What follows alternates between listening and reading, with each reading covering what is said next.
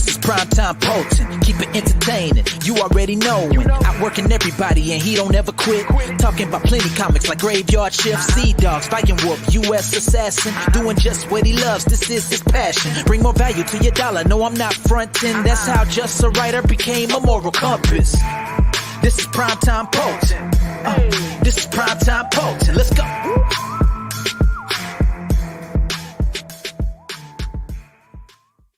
Yo, what's up, guys? It is Thursday, 4:30. Best Friend Show back at its normal time. It's been what, 2 weeks since we had a Best Friend Show? Yeah. Yeah. It feels like forever. I miss talking to you guys. I miss you guys. I mean, you have me on the pod gods. Not this week, I didn't. Not this week. This week I was out with a migraine, which was terrible because I had a lot of good things to say about wrestling this past week. It was so good. It was a shortened show without you, Phil. OC Steve's in the chat. What's up, Steve? What up, Steve? Crazy Mads here. Hail the chat and panel. Thank you. My guy. So, what has everyone been up to? Sean. Go. Fill us in. Fill us in. So now for the fill us in segment of this week's Best Friend Show. No, I'm almost done. Pin up for Viking Wolf. I have a podcast I'm gonna appear on. Details will be coming out. That's not on this channel. Will be coming out pretty soon. Yeah, I'll probably let you guys know off air. But yeah, just finishing up Mark's Viking Wolf piece, working on Revengers, which is full go. My co-creator and other best friend, Ryan Brady. We just got done our second summit for Revengers, so we have the first arc panned out. We know how everything's going. We're starting to script the full thing. We're doing it in a combo package, so we're hoping for a 2022 launch for our own Indiegogo campaign. Nice. So things have been working, and of course it's summer break, so I'm enjoying the hell out of it. What about you, Sean? Just going as it goes, I guess. I got feedback that I should get a letterer for the Type 1 preview, rightfully so.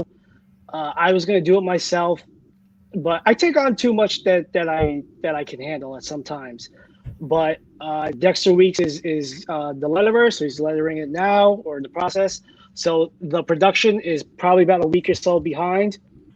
I apologize, but it'll get to everybody's hands most likely by mid-month or towards the end of July. So it's not so bad lateness-wise, but the art is done.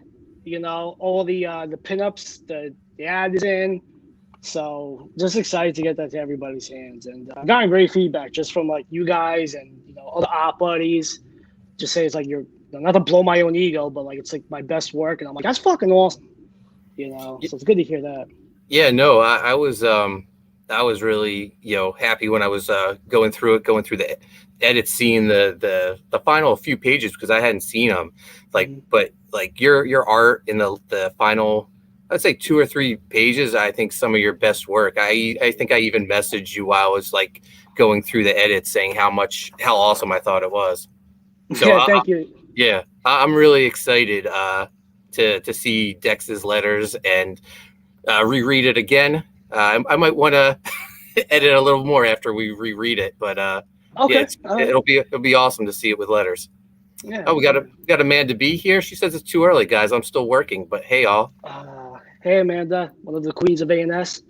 But also, Eddie. What's up, Eddie? I was going to say more importantly, tomorrow night on Art and Stuff, we have Art and Stuff presents Wolf and Stuff, which is a fan art sketch contest that Joe, myself, and Mark will be judging. It'll be the top 4 pieces get printed in the book. First place gets a full page and all 3 versions of Viking Wolf. Second through 4th place share a page and get the Matt Dalton cover version of Viking Wolf. Again, Mark, Joe, and I will be judges. We need to see finished pieces by July 18th. So you have 9 days to complete that and have the hashtag Wolf and Stuff. and tag Mark, Joe, and I with the hashtag. And we're gonna have a couple buddies on. We're gonna have NTM Comics is gonna join us on the live stream. The Cholo of Viking Wolf will be in there. Leandro. Elliot Rodriguez will be joining us later on in the stream, and maybe one more person, but we're not sure. But 9 p.m. Eastern on Art and Stuff tomorrow night. So, that's awesome. NTM really has been stepping up his game. The cover to his new book looks awesome. It's great watching him grow as an artist.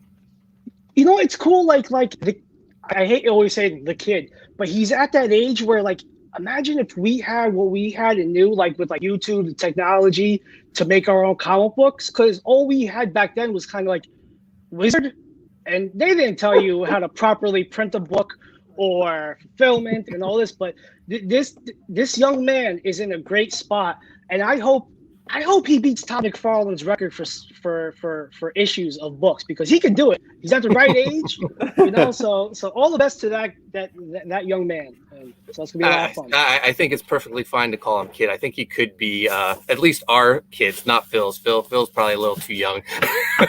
Yeah, a little too young.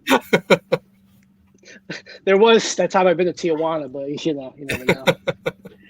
You know, I remember like with Wizard, they would always have like the drawing tips, and I taught myself how to draw through all those Wizard drawing tips. But they never said, this is the page you should be working on. If you're working on 11 by 17, here's the 1/4 inches or the inch and plus that you need. This is what's going to be cropped. These are the, you know, I wish they had that. It would have made comic book making a hell of a lot easier when we were younger. Right. What about you, Mark? How have you been? No, I've been great. Crazy Mad says, hey, Eddie, did I tell you how good I thought Sovereign Wolf was? Yeah, Sovereign Wolf is fantastic, and I believe it's still in demand. So if you haven't bought it yet, please do. It's amazing. Phenomenal work. Kudos to you, Eddie. First time writer, creator. Bro, you set the bar. You set the bar on this. So yeah, all the best. I can't wait for Vine 2. Especially Eddie's box. I love Eddie's box. I love Can't say enough about it. So yeah, I've been exhausted. It has been really hot in Jersey this week. I've been working outdoors on inspections all week long. Exhausted. I've also been streaming a ton. I was on Ethan Van Sciver's channel Sunday as he was pimping his action figures, which are amazing. It's and then the next day I was on Art T. Bear's channel. I love talking to Art. We were talking about the 10-year anniversary of New 52. If you can believe it's been 10 years already, and my God. And we just talked about how we inherited a dead book, Hawkman, and we just prolonged his death. But we put out we both feel that we put out a book just as good as any other book of the time. So it's always great to talk to Art, and he was telling me we're part of history right now with like everything that's going on with crowdfunded comics and Ethan launching his action figure line. It's not to be taken for granted. So it's always great talking with him. I was on Raging Golden Eagles channel Tuesday, and then I took off yesterday. So I'm back to streaming. Art deserve it. Does Art still have the rights to Black and White? Yeah, he's publishing it, Phil. Yeah, Volume 2 is coming out, I believe. Volume 2 is coming out. Nice. You have to get on it. I will. Because he is. I think he's going to republish the Greg Capullo cover for Volume 1. Sweet. Yeah. Oh, nice. Talk about a book that I remember just going in the comic shop and picking up in the 90s, just taking a look at the covers alone and picking it up. Or even getting the backup features in the Extreme books, and the big poster that kind of made from the back of all 9 issues from was it Prejudice? Extreme Prejudice, or it was Extreme Prejudice, right? It was not Prejudice. Was it Prejudice? Yeah, it was Prejudice. It was Prejudice, right? Yeah. Yes, it was. It was Prejudice. I'm trying to tell you, it was Prejudice. It was Prejudice. So that was awesome. I remember just putting them all together to get this big thing, and fucking awesome. So yeah. Eddie Winkler says the Sovereign Wolf in Demand store is closed, so you guys are gonna have to wait till book 2 if you haven't gotten book 1 yet. But But also for me, a lot of cool stuff coming in. I got the mini Mortal Compass variant figure. Oh shit! He's got the Graveyard Shift U.S. Assassin T-shirt on. The Mortal Compass logos on the stand, and he is holding U.S. Assassin Volume 1 in his hands. Oh, that's so cool. So this will be first 100 backers of U.S. Assassin 3, which we're launching August 20th, and we're launching it on Red Valkyrie's channel at 5 p.m. Eastern. And then after that stream, I'm going to have to go to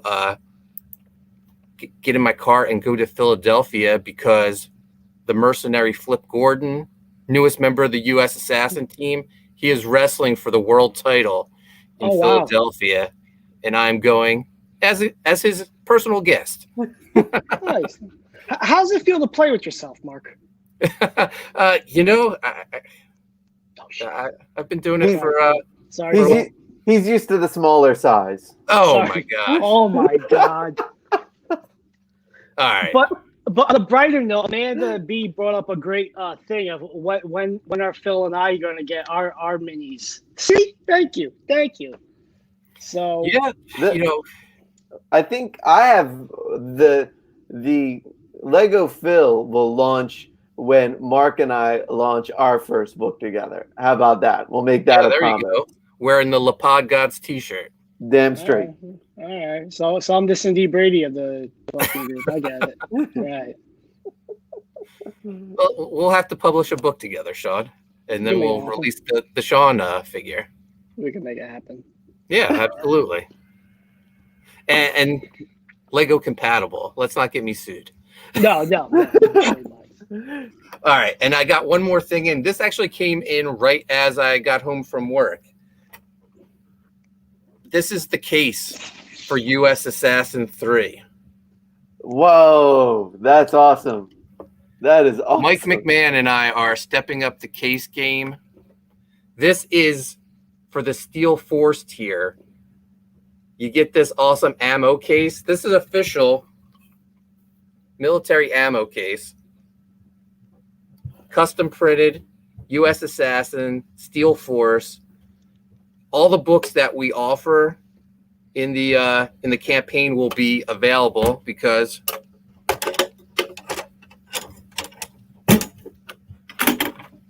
it actually holds books. And it can hold a lot of books. Wow. What's the price range? Do we have a price on this? I see it in the chat. But Yeah. What is the price range on the special edition steel box? So we're going to have the normal case for those that can't spend this, but this is limited to 5. The reason it's limited to 5 is because you're getting drawn into the book, Volume 4 of U.S. Assassin, as a member of Sensei Steel's new task force, Steel Force. Oh shit! That is awesome. That is So you'll be part of Volume 4. You'll be part of Steel Force. You'll get this awesome metal ammo bucket case, and it's going to come with all the books and all the other cool stuff that we're doing for U.S. Assassin 3. tight. $500 is the price for it. Well worth it because a lot of people charge more to get just drawn. Yeah, into it. just to get drawn in. I think I've seen people charge that much. So you're getting that. You're getting the awesome ammo case, and it's going to have all the books in it. Plus, Flip is signing a print for everyone that gets the standard case and up. So you'll get the Flip Gordon autograph as well. I was just about to say, think about the 8x10 and autograph price now of Flip Gordon, even adding to the deal. Yeah, there you go. Let's see. Phil, have you look like you slimmed down a bit, brother? You're looking good. Oh, I guess it's just because I'm not in the button-up collar shirt. I'm in regular. Trust me, the last thing I've done has slimmed down. I will tell you that. I'm not taking a dig. You legitimately look slimmed down. You look great, brother. Thank you. I appreciate it. It's nice to be in normal clothes again. He did the last time he did Lapod Gods with me. He wasn't wearing a hat. I couldn't get used to him with his like, Justin Bieber swoopy hair. It was throwing me off. Crazy Mad says the Sean figure better have a blunt in one hand. You know what's up. You know what's up. Who smokes the blunts? I smoke the blunts. Past Master Dan says ammo bucket. Nice. Past Amanda sharing the link to sign up for US Assassin 3. Thank you. Such a Eddie says he can't spend $1,000. You're only gonna have to spend $500, Eddie. That's half a grand. So this week we actually have a topic. We're talking our favorite comic books. I was thinking we would do like our top 3. We each take a turn, and maybe before we get into the top 3, we'll do a couple honorable mentions. We won't go into detail. We'll just say what they are. Great. Okay. Because I have 10, and 10 is just Jeff Johns in general. Because I tried to combine all the things. Because I can't even make a top 10 list with my love of comic books. Because there's just so many that I personally love that probably some people don't. But this is our personal favorite. So we're not talking the best. We're talking our personal favorites. Oh, I'm sorry. I keep cursing the kids. You're fine. Go ahead. You forgot. Okay. Phil's on vacation. He said F the kids. No, I did not. Forever the kids. Forever the kids. My bad. All right. Who wants to go first for an honorable mention? Go, Phil. Let's see. I'm gonna go in for my first. Oh man, my first honorable mention. This is tough because I'm gonna say this ranked 4 on my list. That's how close it made it to my personal favorite. So I picked the Amazing Spider-Man. I chose the Venom saga, which started Amazing Spider-Man 299 and 300, and then picked back up at 315 to 317. It was part of Todd McFarlane and David Michelin's run. This is what cultivated my love of comics when I was a kid. Mm-hmm. This was when I was going through my dad's comics, and I said, "Hey, what's this?" Just think the creation of Venom, if not as popular as Spider-Man himself, that's how long-lasting Venom has been. And he went through some really effed up stuff. Like Todd McFarlane was had this story in his mind forever, so much so that they kind of teased him being Spider-Man's stalker by having the whole Mary Jane have her own stalker and getting kidnapped in between this. So she had some PTSD effect when it came to Peter being stalked. And I just love the fact that it's the one villain that really hates Peter Parker and hates Spider-Man the same equal amount. The symbiote hates Spider-Man and Eddie Brock just hates Peter Parker. So to me, just the whole build up to that and the slow introduction of Venom and that huge payoff and the increase of popularity, really some effed up, twisted stuff that was really hidden to get up to that arc. So it's my number 4 and my number 1 honorable mention. Sean. Okay, so if we're going to do a 4, I had Cosmic Odyssey as 5, but you know what? I'm going to go the Joe Benitez's run on The Darkness. All right. Mark Silvestri is a god. Hands down, him and Garth Ennis is untouchable. But Benitez is one of my main influences. And this is when he was when he first started out, very toonish, very animated in his features, but this was kind of going more of a Silvestri-ish. And the Joe Weems inks on it, it just got tight. All the superheroism, like the proportions, the exaggeration, the storytelling, the detail, like that's a huge part of like my artistic DNA, and I flip through that shit all the time just for inspiration. I've worn mine out, and that's I love Benitez and I love Joe Weems at that time. Like that's when Benitez was lit, as the youngins say. So give me that all day, my brother. My brother, I could feel your boner from over here, brother. All right, my honorable mention is Jeff Johns' Green Lantern run. the definitive Green Lantern run. There's so many great moments during that. I mean, you have Blackest Night, Brightest Day, just like every new color that he added to the Green Lantern Corps. It was amazing, and he worked with great artists like Ethan Van Sciver, Ivan Rice. Even towards the end, Shout out to Jersey. I think he was working with Doug Mankey. So yeah, just absolutely fantastic. Really made me a fan of not only Green Lantern, but a fan of Jeff Johns. So yeah. That's why I put Jeff Johns in general, because to me, he's made me care about properties that I've had no interest in whatsoever. Like his arc with Superman with Gary Frank, bringing it back to the Richard Donner era, right? The JSA with Dale Eaglesham, the Avengers with Gary Frank, Doomsday Clock with Gary Frank, just anything Jeff Johns seems to touch. Like I never liked Green Lantern, but that made me a fan of Green Lantern because I loved all the different colored lanterns. I loved Larfleeze, right? The orange lantern. Yeah. This was so good. And Batman, with the way Ethan drew that, getting that yellow ring on there for Fear, that was just such a nice touch. Anything Jeff Johns writes is He knows how to write favorite. heart. Yeah, he knows Right. how to write the character and give like a 3-dimensional feel to them, and like you can click with their vibes. You know, it's Right. not just 2-dimensional. And the guy's a phenomenal storyteller. So anything he does, I'm on board. You know, Phil, are you reading his new creator-owned book, Geiger? I haven't pulled. I haven't read it yet. I'm so backed on comic books right now that I have to get to reading. That's one of the ones that is still in my pull box. I got pictures. DM me. I got PayPal. I don't even want to know how you got pictures. Dojo Coons here. What's up, buddy? What, brother? How you doing? All right.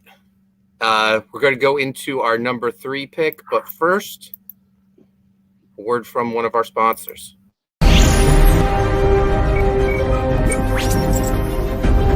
I'm the mercenary, Flip Gordon.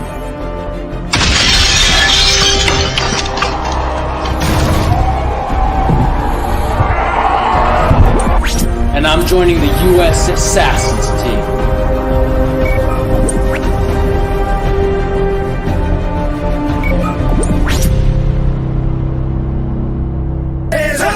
Yeah, this is U.S. Assassin. They bout the action, ready to make it happen. Yeah, this is the elite government task force. Whole team is official. What more could you ask for? Yeah, this is U.S. Assassin. You don't want drama. If they pull up, they blasting. Monsters of the graveyard shift. You ain't never seen a squad quite like this. We got Bazooka Dog, and he don't cut no slack. A dog with a giant bazooka on his back. Sliver is a reptilian, alien. 3 snakes for a tongue. You don't wanna mess with him. Sensei Steel, who is so mysterious, martial artist and trainer, swift with the kicks. Zero Face is a bad guy turned good. The mercenary is a beast, get it understood. Takeout is a fast shooter, fast draw. Kirby is the Lone Ranger, but she hits hard. Lieutenant Rafe, second in command, yes indeed. Who's the brains of the team? A super ninja at the lead. Yeah, hey, this is U.S. Assassin. Yeah, this is U.S. Assassin. Let's go. All right.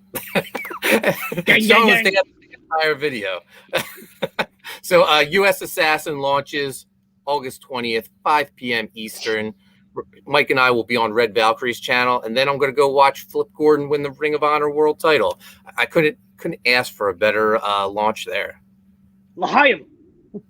Eddie Winkler says, honorable mention, same as Mark, no kidding, Blackest Night in particular. Good choice, Eddie.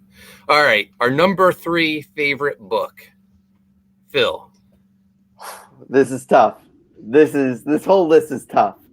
But I think I'm gonna pick. We mentioned him earlier. Doug Mankey did incredible art on this. The writer was Joe Kelly. It's just a minute story in Justice League history, but it's my favorite. It's called The Obsidian Age. It's from JLA. It's from issues 69 to 75. What happens is they go to try to find what happened because Aquaman and Atlantis goes missing. So when the original 7 go back to try to look for Aquaman, they're all murdered. So Batman has his contingency plan, his backup team, which is the Justice League is led by Nightwing. He's got Green Arrow in there, Atom, Etrigan the Demon. It opens up with Batman saying the Justice League is dead, and now the responsibility falls on you. It's just a great detective, great action. Green Arrow just came back from Quiver, which I absolutely love that storyline. So it just sent like the Justice League in a new direction for me. It got me interested in the book again, and it really got me interested back in comics when I was younger. So the Obsidian Age is my number 3, personal favorite. Very cool. Nice choice, Phil. Sean. All right, so this is kind of cool because with everything that's just happened with the past few days, in the world of CG, if you will, for me it's Peter David and Dale Keown's run on the Incredible Hulk. The Hulk is one of my favorite characters there is. Keown's art on it during that time, Skip, was just phenomenal, and specifically like the early the 370s. When he drew Super Skrull in 374 and 5, Super Skrull is one of my favorite villains.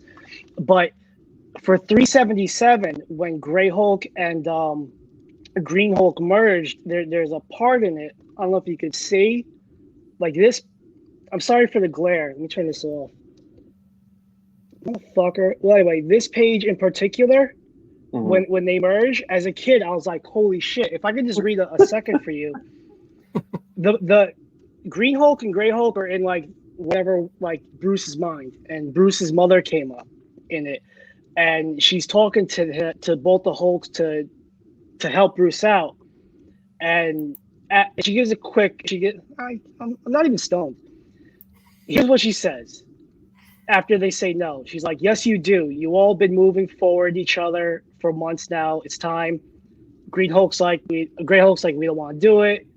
She's like, you won't. You all live, and I'll love you all. And just that moment, that sentiment, and with Keown's art, man, that's fucking tough, man. That's just some good writing and just good storytelling.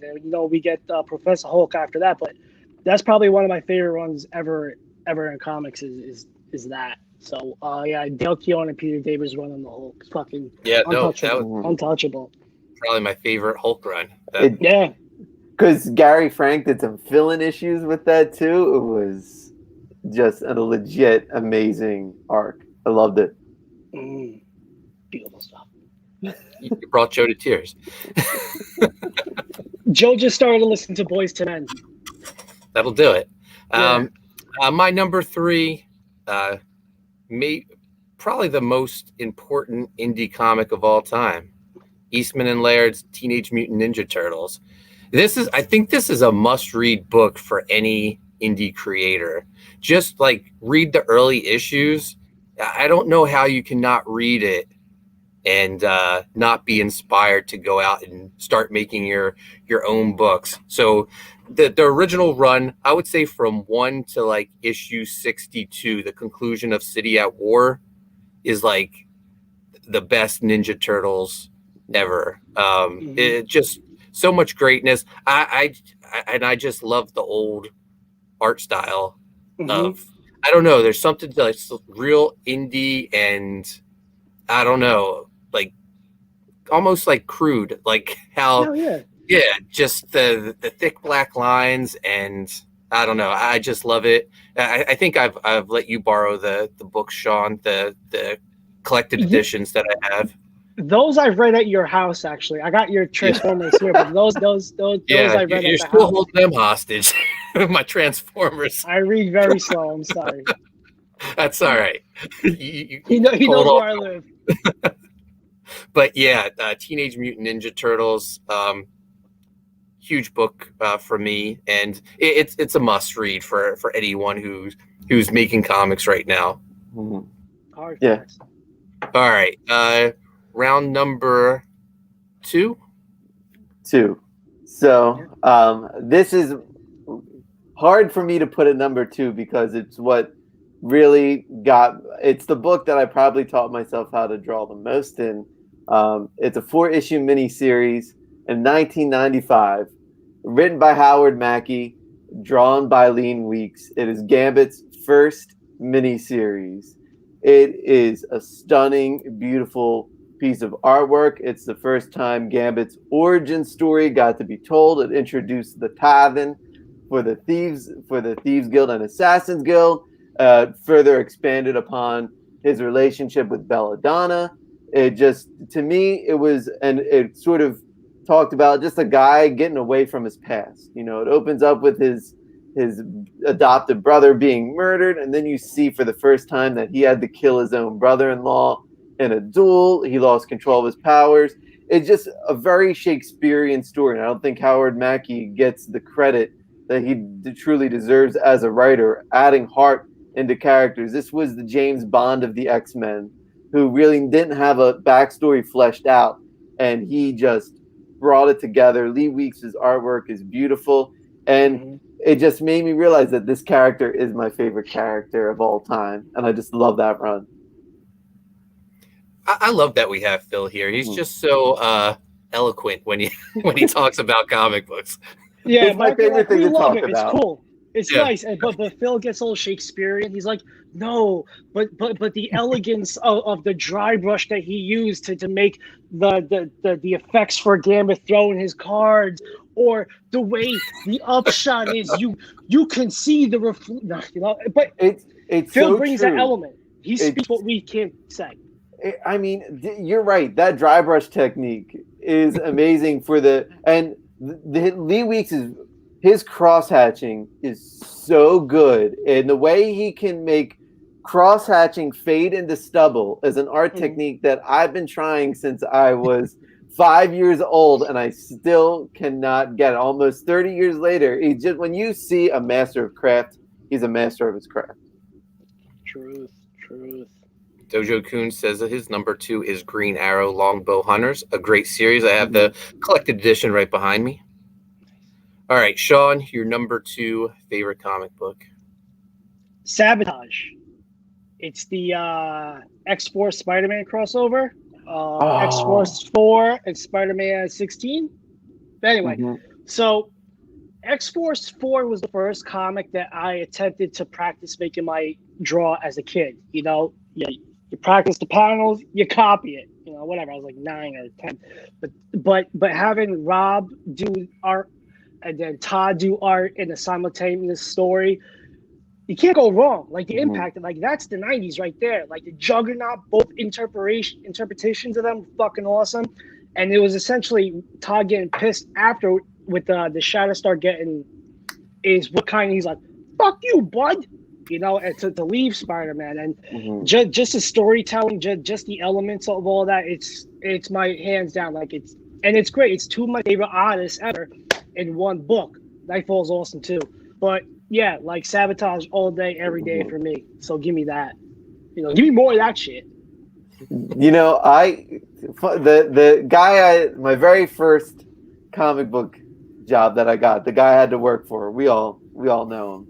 I won't drop his name, but he was the editor. He was the assistant editor on those X-Men books, and he was in the room when the Image 7 came in and said, "We're not working for you, and we're not working for them across the street either." And that's why he told me he did not want me to draw like Todd McFarlane or Rob Liefeld or Jim Lee those first couple issues, because that's why the last issue of the book, when I did it, but he was just like, "Why didn't you show me this, Phil?" I was just like, "Well, you told me not to draw like that, or you weren't going to publish it." Eddie's jumping the gun. He's giving us his number 1, Craven's Last Hunt. Fantastic book. DeMatteis and Zek on my favorite character. Friggin' amazing. Yep, this is a great trade. I got this hardcover when I was a youngin'. Great quality. It's not in my list, but this is one of my favorite stories. They did better coloring, did better stock. But yeah, Eddie, this is the shit right here. Yeah, it's probably my favorite Spider-Man story. Yeah. All right, my number 2, This book probably has had the biggest influence on my writing. It is Keith Giffen and J.M. DeMatteis's Justice League International. It showed me that a comic book just didn't have to be, superheroes in action. It could be funny. It was almost like a sitcom for superheroes. It was so funny. You have the one punch moment with Guy Gardner getting knocked out by Batman. Guy Gardner, my favorite character. Well, that run has three of my favorite characters of all time: Guy Gardner, Booster Gold, and Blue Beetle. They are the heart and soul of Justice League International. And that run, I guess it lasted probably like 60 some issues until they made it serious and they brought in Superman as the leader, and then it started to fall from my favorite favorite spot of comics. But amazing. Booster Gold and Blue Beetle convincing Guy Gardner to use his ring to create an island resort. Just all the different hijinks they would get into. They would follow Guy Gardner around when he went out on his first date with Ice. Just hilarious. Like I don't remember hardly any of the villains they battled, but I remember all the character moments because that's what the book was about. It's funny because on my non-Jeff Johns in general, if we did the top 10, I just had Jeff Johns and Dan Jurgens Booster Gold run, because he just took that Booster Gold, because until that run, I felt like Booster Gold and Blue Beetle never had that connection after that Justice League run. You know what I mean? And it took a writer 20 years later to actually figure out how to write that dynamic. That's a great choice, Mark. Thank you. Oh, we got Phil Zaid here. What's up, Phil? Well, Phil. Other Phil. Wait. Does it work here? Beasley. No. All right, we're going to go into round one, but first I'd like to play one more video. If you guys don't know, I got a current Indiegogo campaign going right now, Viking Wolf, and here's the video. Yeah.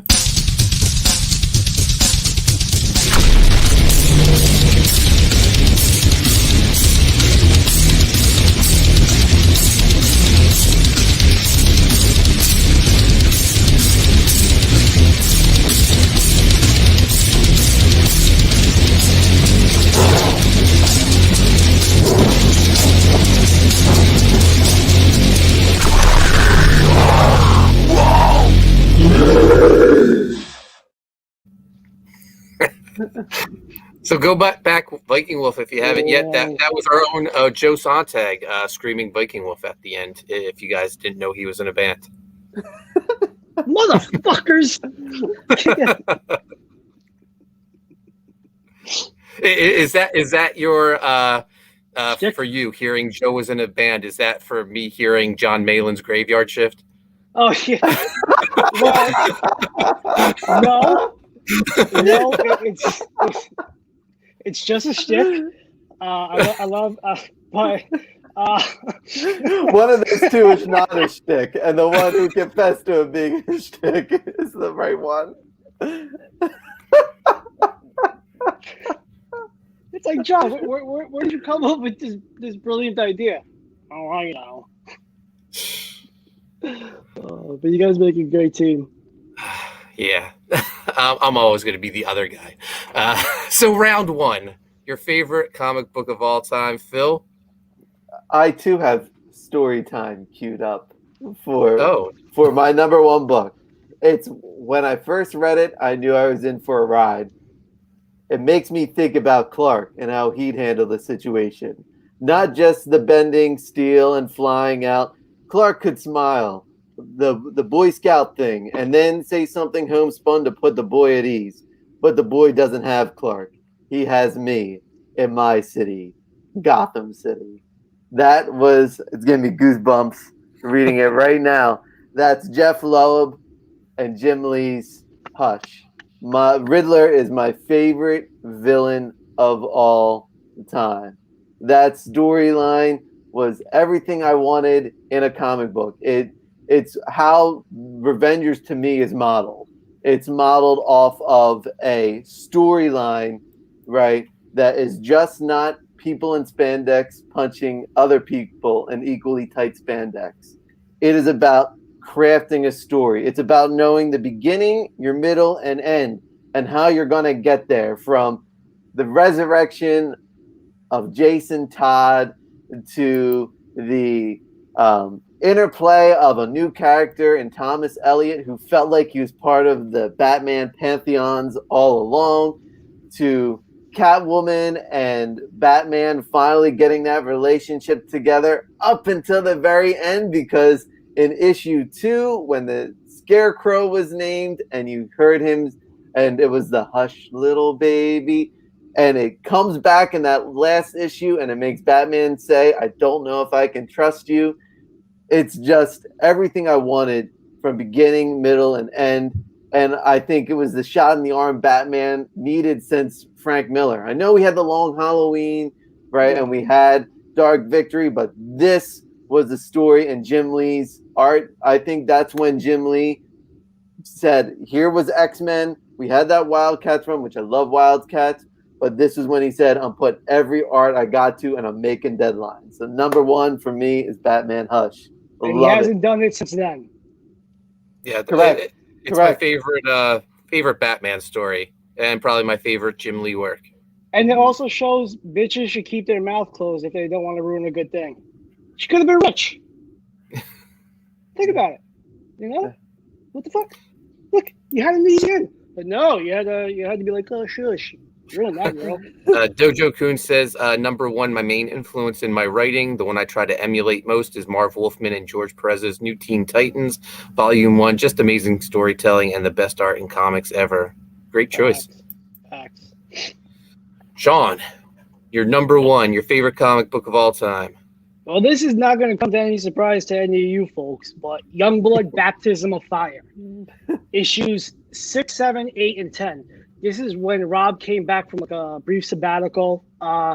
He was kicking ass on all forms. From his art was tightened up, his storytelling, the colors on it.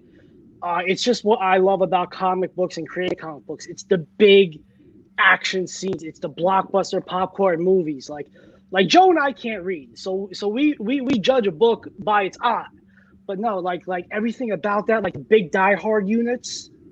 If you look at Streets, like it's got Rob Liefeld all over from his blasters that can turn into wings to arm cannons. Like Rob's been such a huge influence on me, and Baptism of Fire is probably one of the best books there is in the Extreme universe. You know, in my humble opinion, before any Sophie Sally's chime in. But yeah, the art is tight. If you could get the floppies, because the trade paperback is bonkers expensive. There's that double page spread that Stephen Platt laid out of Chapel blowing his brains out that Rob did. How awesome was that? Do you remember that? And like you see all the guts come out and his brains in the ear.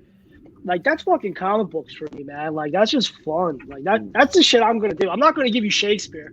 I'm not gonna give you this whole in the world. I'm gonna give you Shakespeare. Yeah, in the world. Oh, not you too, Phil. I thought you were. No. I'm giving you a little bit of Shakespeare, but all that popcorn. Think about like having a big bucket of popcorn, and then you have some Raisinets in there, and that little sweet. That little sweetness hits you. That's how I write comics. It's all the popcorn first, and then you get that little sweet morsel that you can remember. Well, we'll wait till you guys read Type 1, and you can let me know how that goes. Yeah, that shot with Chapel, shooting himself in the head. I don't know if you remember, but Owen and I sort of tried to homage that in our run of Evangeline, which that was a lot of fun to do. All right, my number 1, no surprise. It's the book that got me reading comic books, got me into a comic book shop. G.I. Joe, specifically Larry Hama's Marvel Comics run.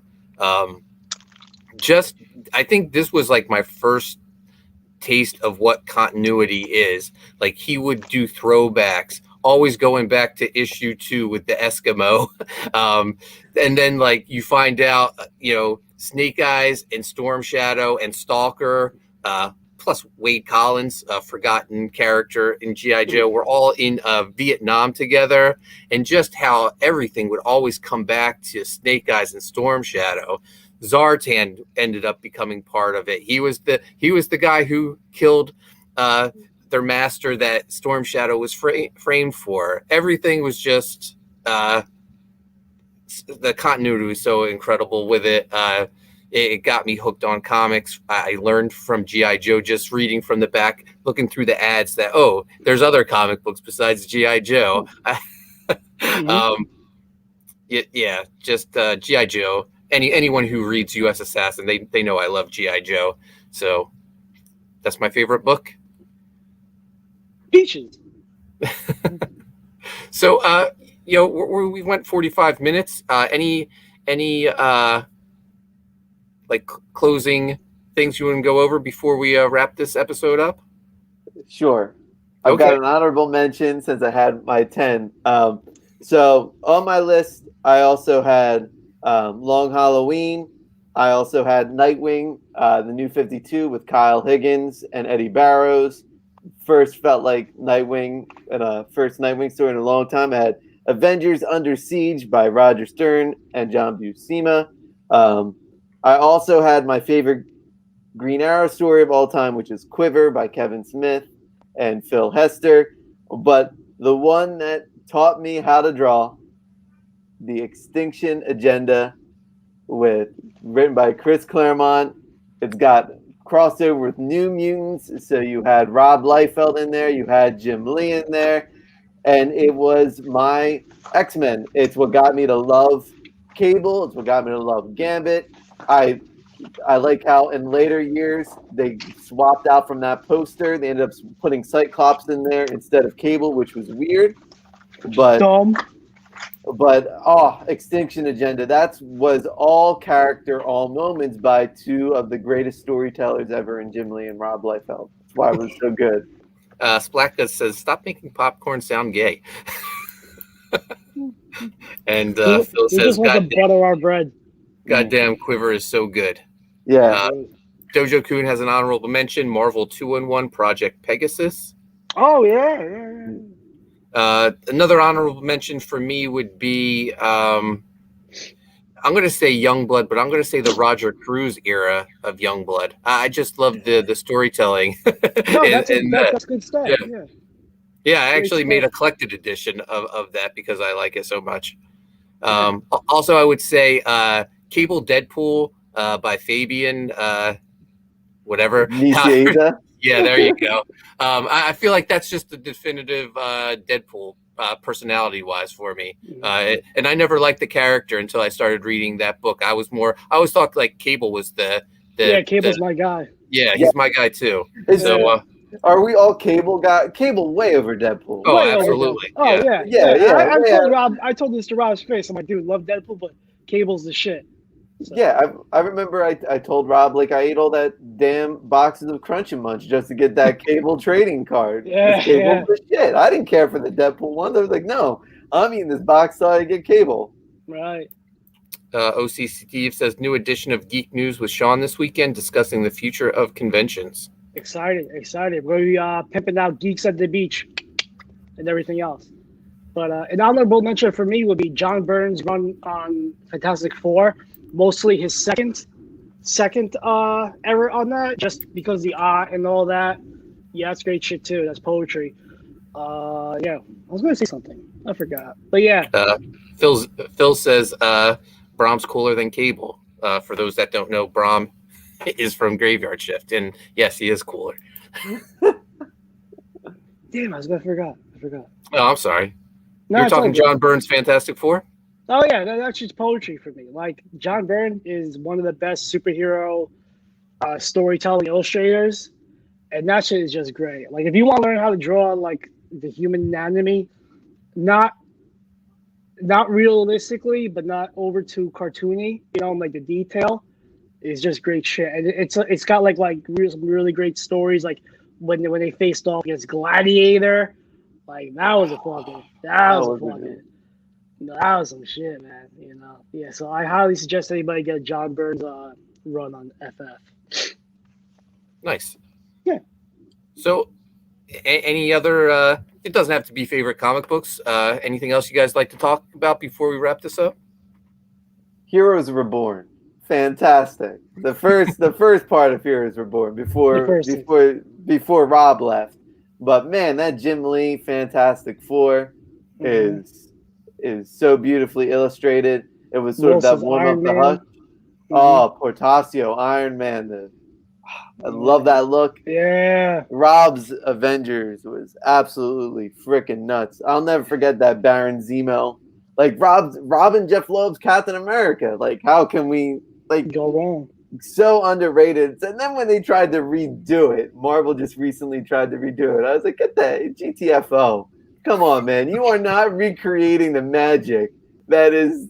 I can't even tell you the artist on that book. That's how the quality has dipped so far from Marvel, is that they try to do something 20 plus years later and they can't even touch the original.